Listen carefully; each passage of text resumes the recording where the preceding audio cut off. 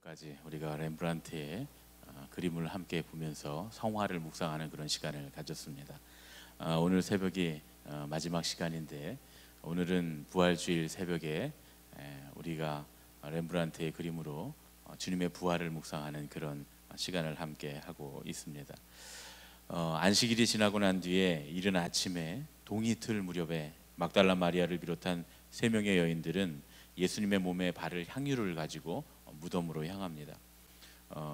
안식일을 2시간 앞두고 장례를 치러야 했기 때문에 시간이 너무나 촉박해서 예수님의 장례에 마땅히 해야 할 일을 하지 못했습니다. 그것이 무엇이냐면 바로 유향과 모략을 바르는, 향품을 바르는 그런 일이었습니다.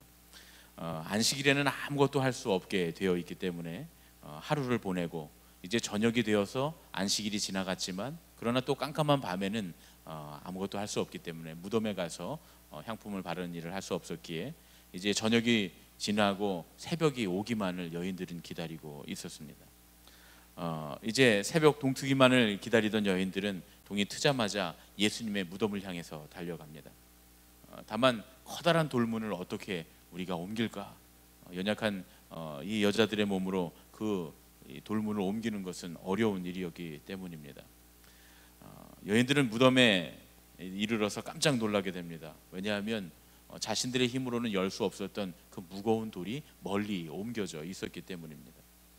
요한복음에는 심지어 이 세 여인들이 누군가 예수님의 시신을 가져간 것이 아닐까 하고 걱정하기까지 하는 그런 모습을 볼 수가 있습니다.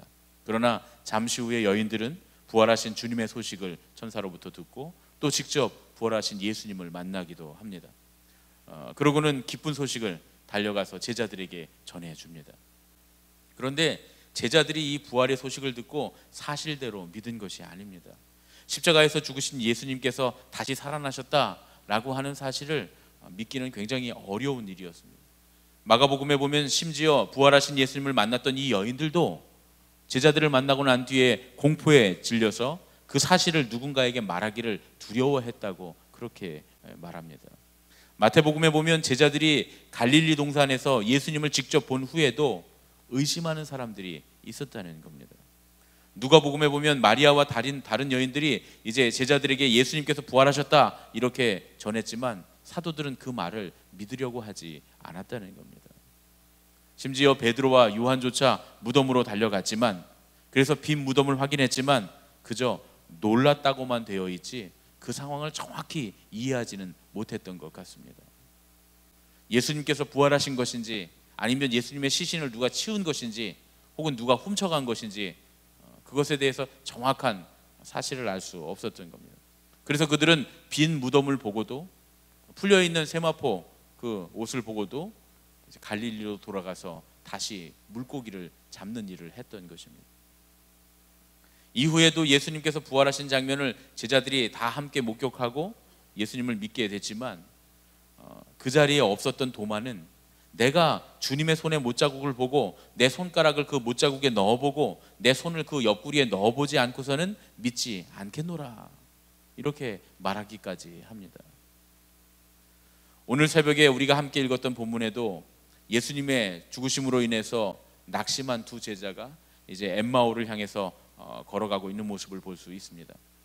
그들은 어느 순간 예수님께서 함께 오셔서 그들과 함께 걷고 계시는 동안에도 예수님을 알아보지 못하고 낙심해서 절망해서 그 절망스러운 이야기만을 계속, 그 절망스러운 한탄만을 계속 이야기하면서 예수님의 죽음에 대해서만 이야기하고 있었습니다. 날이 저물고 3사람이 함께 머무는 곳에 들어가서 예수님께서 그들을 위해서 떡을 떼어 주셨을 때 그때야 비로소 그분이 예수님이신 것을 눈치채게 됩니다. 그들은 아마도 설마 예수님이 살아나셔서 우리와 함께 지금 걸어가고 계신다, 우리와 함께 머무르고 계시다 라고 하는 것을 생각할 수조차 없었던 것 같습니다. 그들이 예수님을 알아보자마자 예수님은 사라지셨고, 그리고 그들의 마음속에는 뜨거운 감격과 기쁨이 솟아나게 됩니다. 그들은 이제 더 이상 그곳에 머무를 수가 없어서 머물렀던 곳에서 즉시 일어나서 어두운 밤길을 달려서 다른 제자들을 찾아갑니다.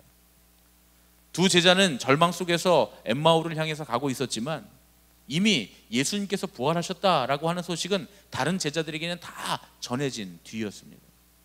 자기들만이 절망에 빠져서 엠마오를 향해 내려가고 있었다고 하는 사실을 제자들을 만난 후에야 두 제자는 알 수가 있었을 것입니다. 우리는 복음서를 쓴 저자들이, 이 복음서의 저자들이 굳이 제자들까지도 예수님의 부활을 보고 믿지 못하고 의심하며 고민했다라고 하는 사실을 왜 기록했을까 하는 의문을 가질 수 있습니다.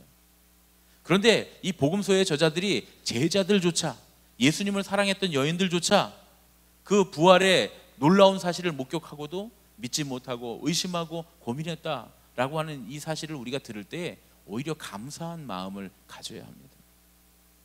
그들은 부활하신 예수님을 직접 보고도 믿지 못했습니다.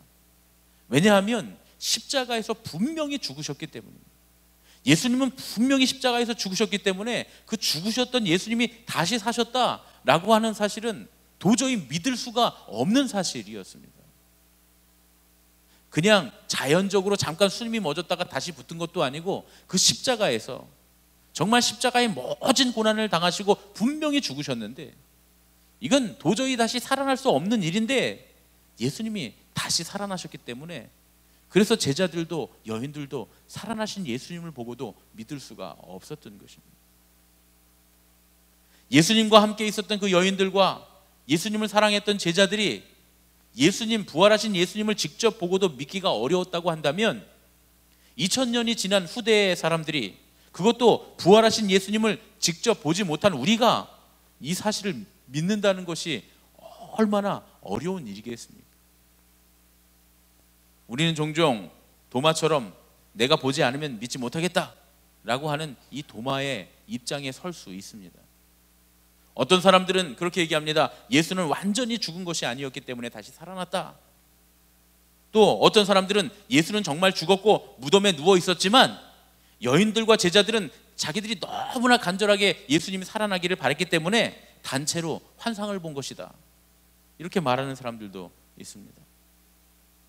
하지만 초대교회는 분명히 무덤은 비어 있었고 예수님은 육체적으로 다시 살아나셨고 40일 동안 제자들과 수백 명의 사람들에게 직접 보이셨다고 담대하게 주장합니다.